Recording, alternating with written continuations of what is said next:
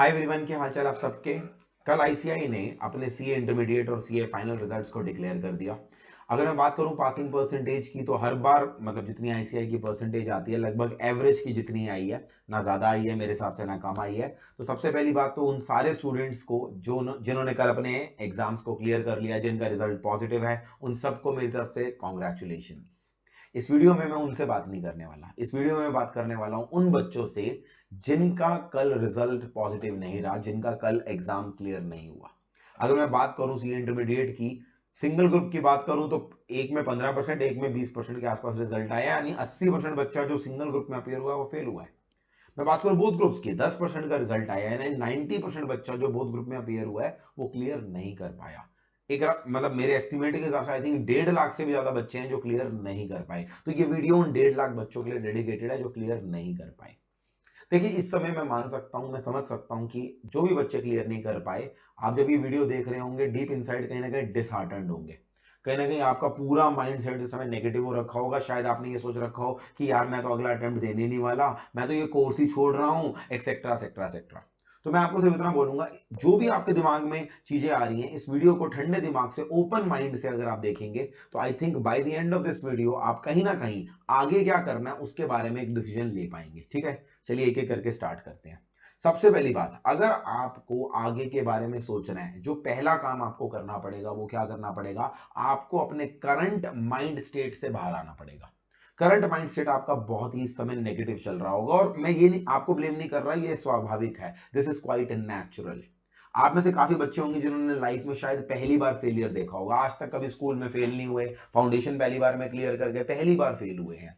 मैं आपको एक चीज बताना चाहता हूं, जो आप कोर्स कर रहे हैं वो कोई इजी कोर्स नहीं है, वो कोई ऐसा नहीं है कि ग्रेजुएशन कोर्स है, कोई सिंपल कोर्स है। आपको पता है यहाँ पे पासिंग परसेंटेजेस क्या होती हैं, तो आप तो वो मेजॉरिटी हैं जो क्लियर नहीं कर पाया। इनफैक्ट पास करने वाले 10% 15% बच्चे हैं। तो पहली बात तो अपने मन से इस चीज को बिल्कुल बाहर निकाल दो कि अरे मैं सामने वाले को फेस कैसे करूंगा, मैं उसको क्या जवाब दूंगा। हमारे इस समय नेगेटिव माइंडसेट का ना मेन कारण आप भी जानते हैं क्या है। कारण दो हो सकते हैं। एक कारण ये हो सकता है कि भाई मेरे साथ एक मेरा दोस्त था या दोस्त थी, वो कल तक हम साथ में बैठ के पढ़ते थे, कल तक हम सेम सब्जेक्ट के बारे में बात करते थे, मेरा साथी तो आगे निकल गया, मैं पीछे रह गया। तो वो साथ वाले लोग जो आगे निकल गए और मैं पीछे रह गया, वो माइंडसेट में दिमाग में खाए जा रहा है, यार वो मुझसे आगे निकल गए शायद जिंदगी में और मैं कहीं पीछे रह गया। और दूसरा कारण हमारा ये होता है, आपके दिमाग में कोई ना कोई XYZ पर्सन होता है, इट मे बी और दूर के फ्रेंड्स, इट मे बी और relatives, it may be anyone, कि मैं उस इंसान को क्या जवाब दूंगा, उसको क्या शक्ल दिखाऊंगा कि मैं फेल हो गया। देखिए, दोनों ही केसेस में आपको मैं बताना चाहता हूं, सीए के कोर्स में कोई रेस नहीं लग रही कौन आगे निकला कौन पीछे निकला। सीधी सी बात है, जो इस बार क्लियर कर गए आप रह गए, ऐसा नहीं है कि जिंदगी में वो बहुत कुछ अलग उखाड़ देंगे और आप रह जाओगे। There is nothing like that. CA के अंदर आप सबको पता है, attempt to that extent matter नहीं करता, और अगर आप पहले अटेम्प्ट में क्लियर नहीं कर पाए हैं, that does not mean it is the end of the road for you. That simply means कि आपको फिर से वो सब्जेक्ट को पढ़ना है और आपको अपनी कमियों पे काम करना है। तो वो चीज को तो दिमाग से निकाल ही दो कि अगर आप पहले अटेम्प्ट में नहीं कर पाए, दूसरे में नहीं कर पाए, तो जिंदगी में लॉन्ग टर्म रिपरकशन होंगे, लॉन्ग टर्म कोई रिपरकशन नहीं होंगे। मेरे से लिखवा लो ये वाली चीज।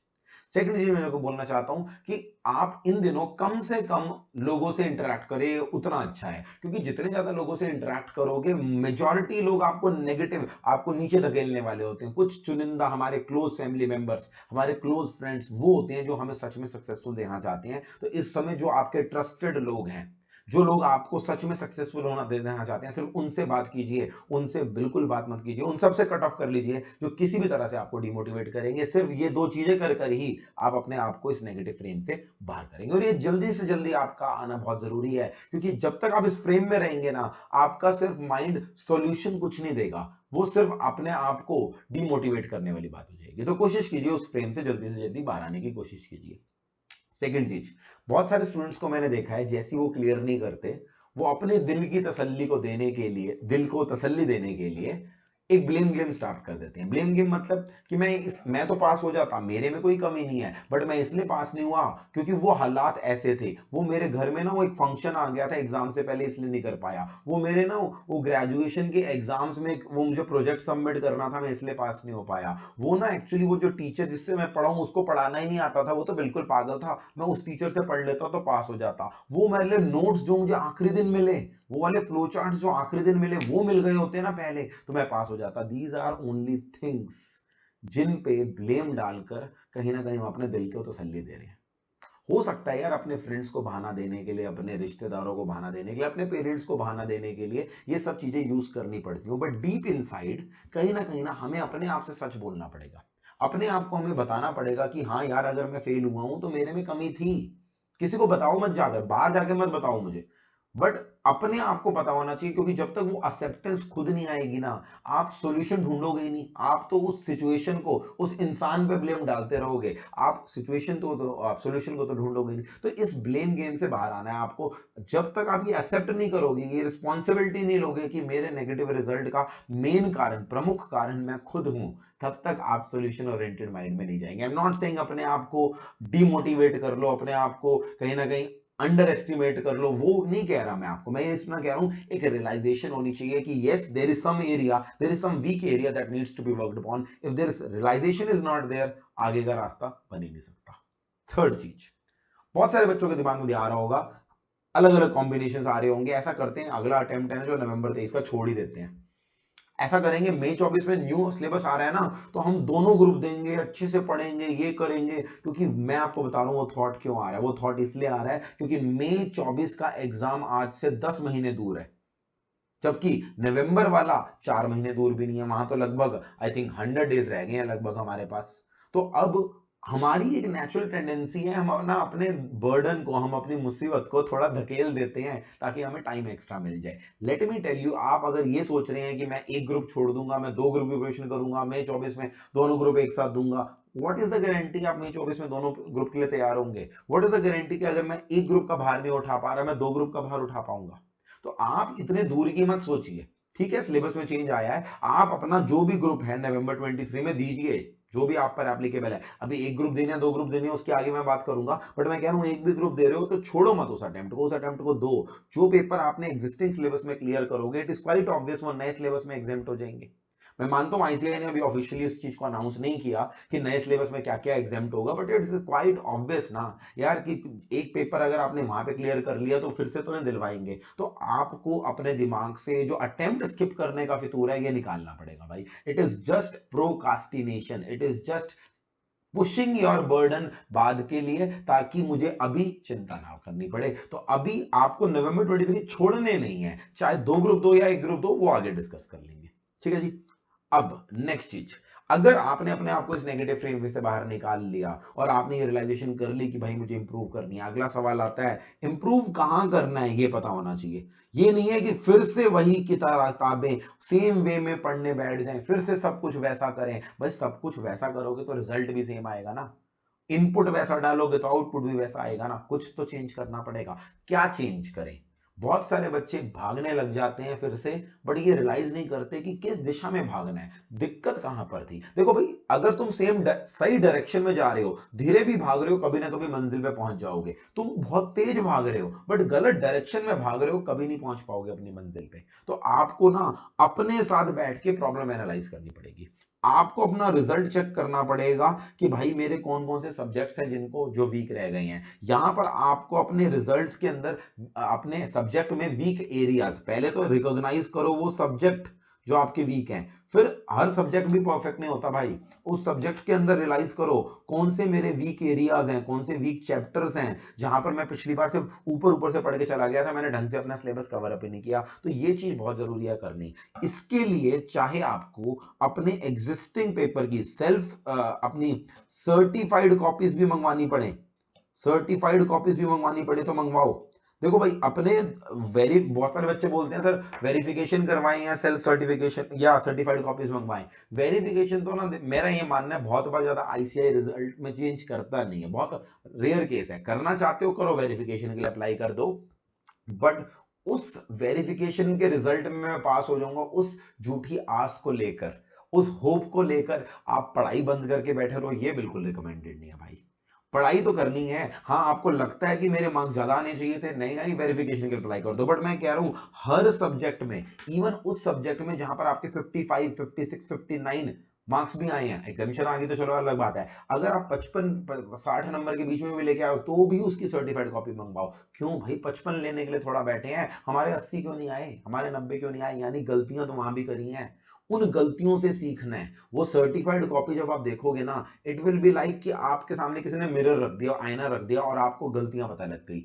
आमतौर पे हम उस चीज को देखने से बचते हैं और हम फिर से उस सब्जेक्ट पे लग जाते हैं। तो आपको अपनी सर्टिफाइड कॉपीज देखनी है, उसमें अपने वीक एरियाज को पता करने हैं, और अब जब प्रिपरेशन करोगे, ये नहीं है कि जो स्ट्रेंथ थे, जो अच्छे टॉपिक थे, फिर से उनको रिवाइज करने लग जाए।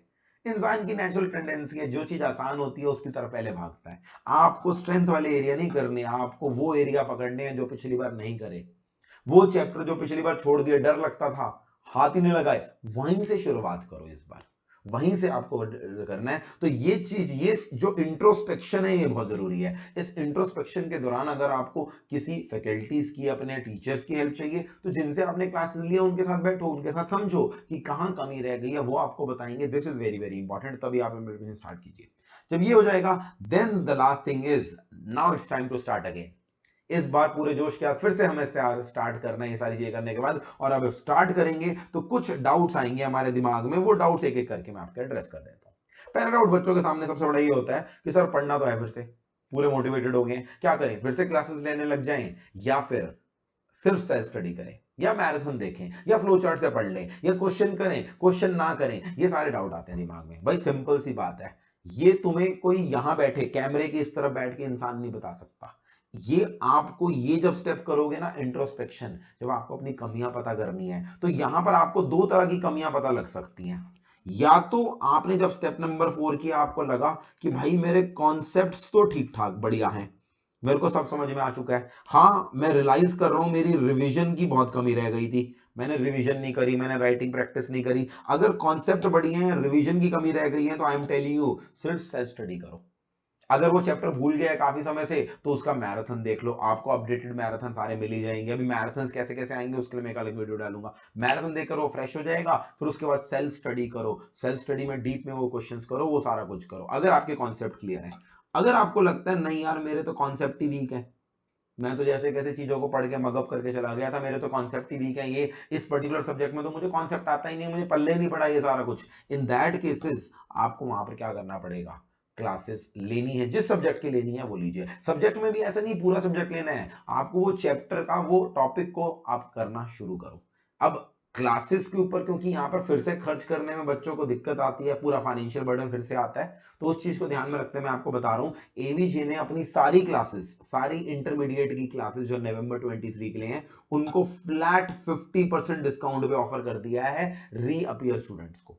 तो अगर आप दूसरे, मतलब आप चाहे हमसे पहली बार पढ़े हैं या नहीं पढ़े हैं, तो अगर आपका ये दूसरा अटेम्प्ट है, नवंबर 23, मई 23 आपने जैसे मर्जी किया है, नवंबर 23 अगर आपका दूसरा अटेम्प्ट, तीसरा अटेम्प्ट है, रीअपियर स्टूडेंट हो, तो आप हमारी कोई भी क्लास 50%, फ्लैट 50% डिस्काउंट पे ले सकते हो। नीचे दिए गए नंबर पे कॉल करके बेनिफिट अवेल कर सकते हो। ये चीज हम इसलिए कर रहे हैं क्योंकि बहुत सारे बच्चे कुछ कॉन्सेप्ट में क्लासेस लेना चाहते हैं, उस कॉन्सेप्ट को करना चाहते हैं, बट क्योंकि वो क्लासेस फुल रेट की होती हैं इसलिए वो कर नहीं पाते, इसलिए 50% डिस्काउंट पे दे रहे हैं, ताकि अगर आपका कोई चैप्टर वीक रह गया है तो उसको पहले स्ट्रेंथन करें तभी करें। और अगर आपको लगता है कॉन्सेप्ट सब बढ़िया है, तो कोई क्लासेस लेने की जरूरत भी नहीं है, सिर्फ आप क्या करो, रिवीजन और सेल्फ स्टडी करो।